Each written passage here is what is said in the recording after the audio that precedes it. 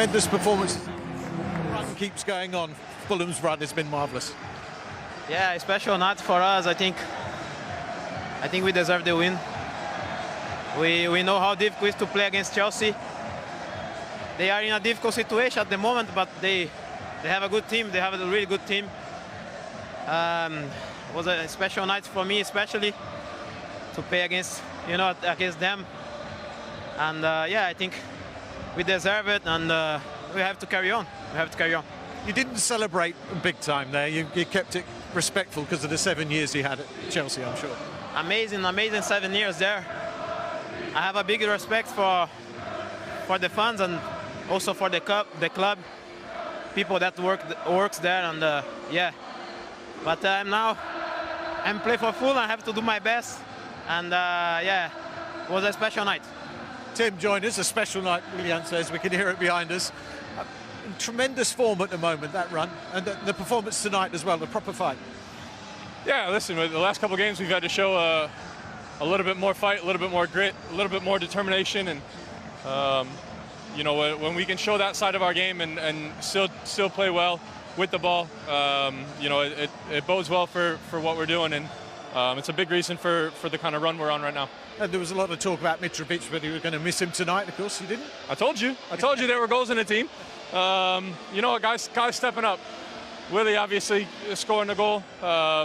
Vinny with a big header to put us on top, and you know, we're not a one-trick pony. We definitely have the guys in the team that can finish and put the ball away. You're above Liverpool in the table right now. It's pretty impressive. It is what it is. It's as the manager says, it's a consequence of everything that we're doing, the hard work that we're doing on the training ground, and you know, the togetherness of the guys in the club, and you know, the fans. It's, you know, we're not looking at the table, but you know, we find ourselves in a very good position. Congratulations, Sim. Congratulations, William. Well played. Thanks. Thank you so much. Thank you.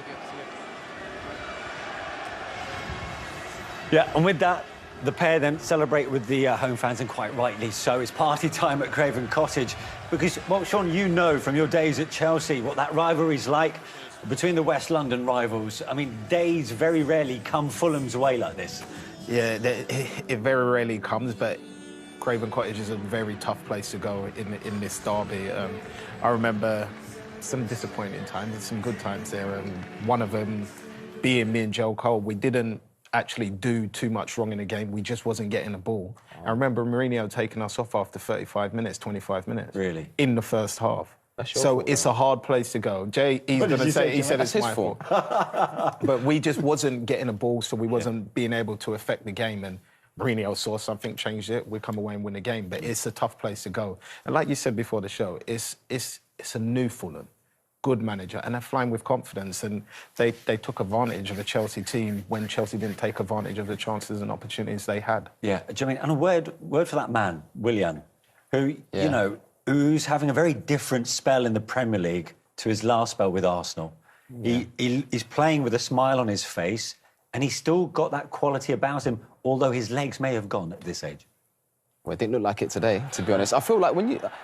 Yeah, I think that when you get to that sort of stage of your career where you're experienced, you can manage your running, you can do stuff in that short burst, but when he gets into these positions here, nothing changes for me. It doesn't matter how old you are.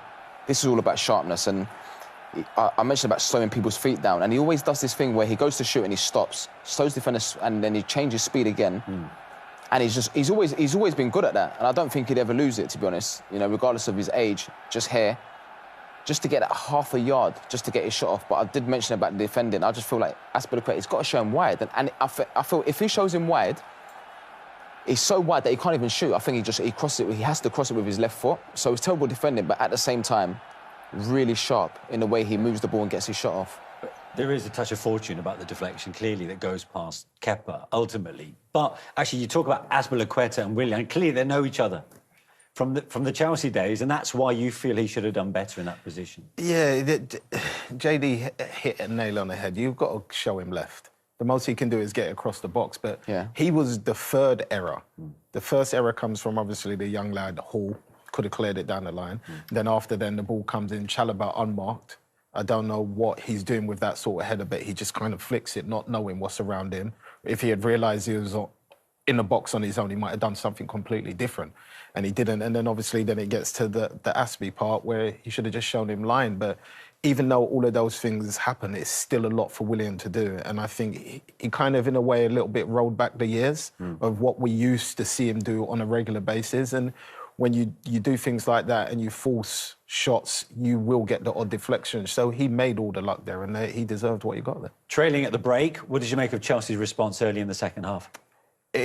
For me, it was the perfect response that you could ask for as a manager. Of course, the great ball in from Mount. And it's a bit scrappy, but they had the chances in the game before. And as JD said off air, as you can see, the ball don't even touch the back of the net. So they're obviously struggling to get the ball to hit the back of the net. Yeah. He's going to say that because he's a Spurs fan. So I'm going to fight the battle for Chelsea right now. But yeah, it's a goal. I think at that time and through the first half, I thought they deserved the goal. But after then, you know what happens as the game goes on and it changes hands. Yeah. You were both waxing lyrical about new recruit, João Felix. Yeah, brilliant. 5 shots, most of any Chelsea play in that first half, other first half in the Premier League this season. And then in the second, a very different story.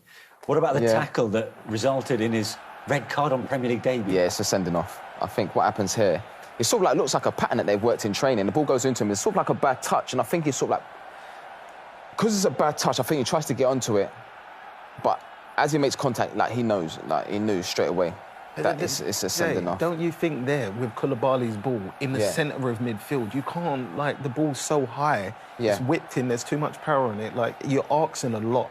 So if that kind of helped towards that bad first touch. Yeah.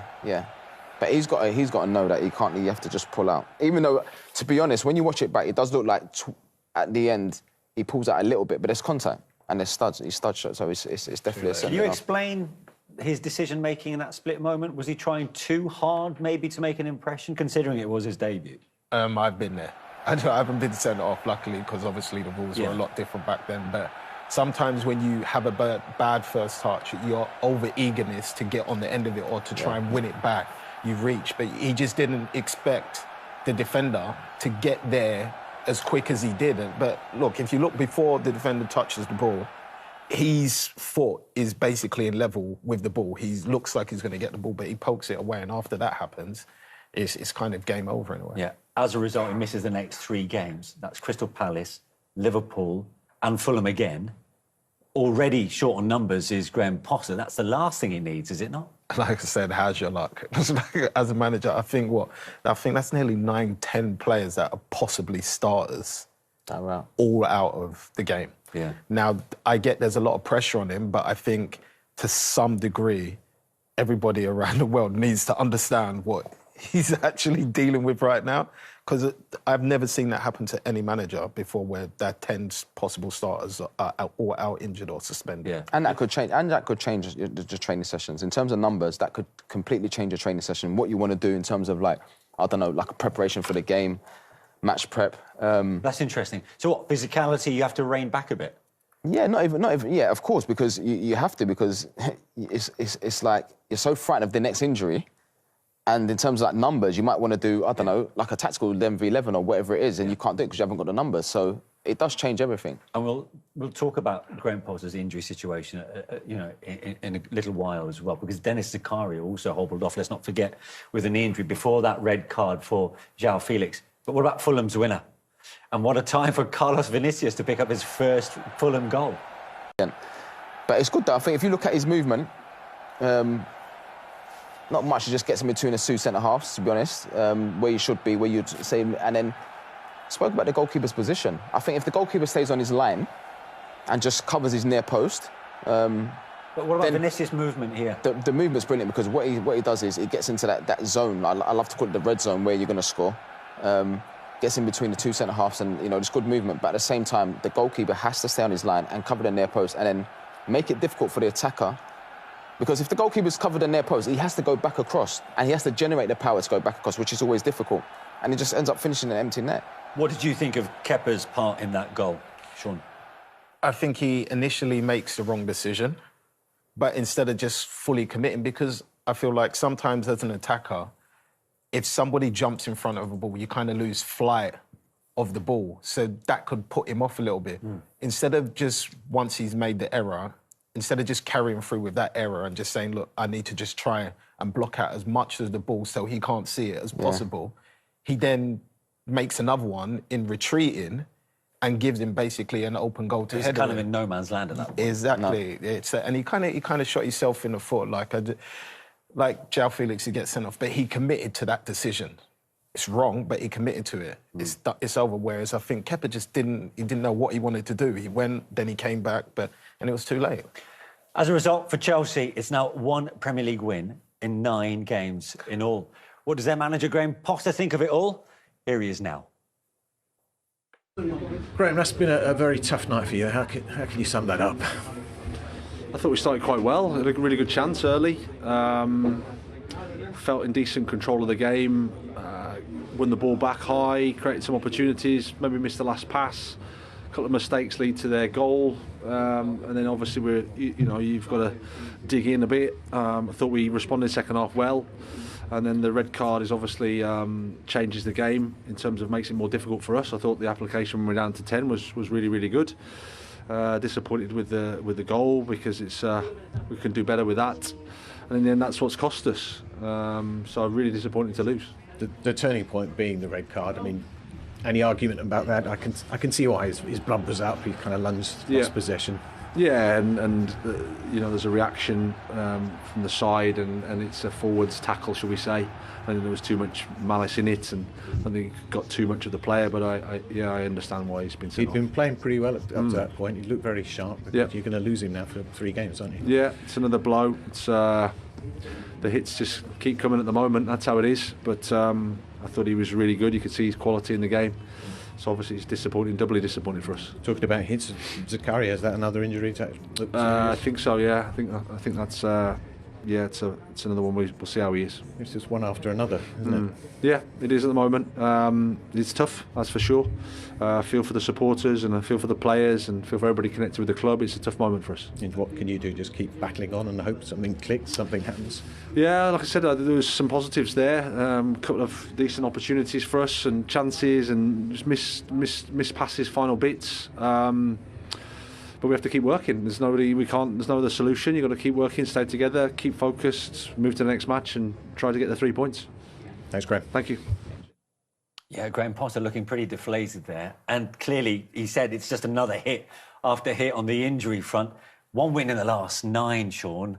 I mean, it doesn't make for great reading for Chelsea supporters. That only victory in that 9 is against Bournemouth. But how much pressure is he under as a result? I don't personally think he is. I think between him and the owners, I feel like they would have had an understanding, and this is a year to build a new Chelsea per se, a bit different to the Roman era, where most probably. So you're saying he can afford to write off this season then? I wouldn't necessarily say write it off, but I think this is a season for him to help rebuild Chelsea in a different way to what we're used to seeing. I think the end game is to get to where they already are. But I think they still need to rebuild. They need to invest in young players, which they're doing really well at the minute. And he needs to get his way of playing across the table. And for me, in the first half, like he said in his interview, I thought they attacked well, they created chances, they didn't take their chances. And 2 errors cost them 2 goals, which they eventually lost the game to. So for me, it sounds silly, but I feel like, especially attacking, there's been massive improvements there. Yeah. For me, personally. Yeah. Jermaine? You got to give him time. You don't just become a bad coach overnight. Not too long ago, everyone's raving about Graham Potter. So you can't sit here and say, he's a bad coach or, I don't know, maybe the players. I think he needs time. And the fact of the matter is, he's too many injuries. Like, Can you judge anybody on this injury? You can't. Injuries to key players and top players. So I believe if he had those players, they'd have more points on the board. It's as simple as that. He definitely needs time because he's a top coach and he will be a top manager there. Yeah. I mean, that's the list. I mean, it doesn't get more comprehensive than that, does it? I mean, that's right across the board. That's arguably your 2 best wing-backs, backup striker Ambrosia. But you've got some big money buys, Sterling, Pulisic.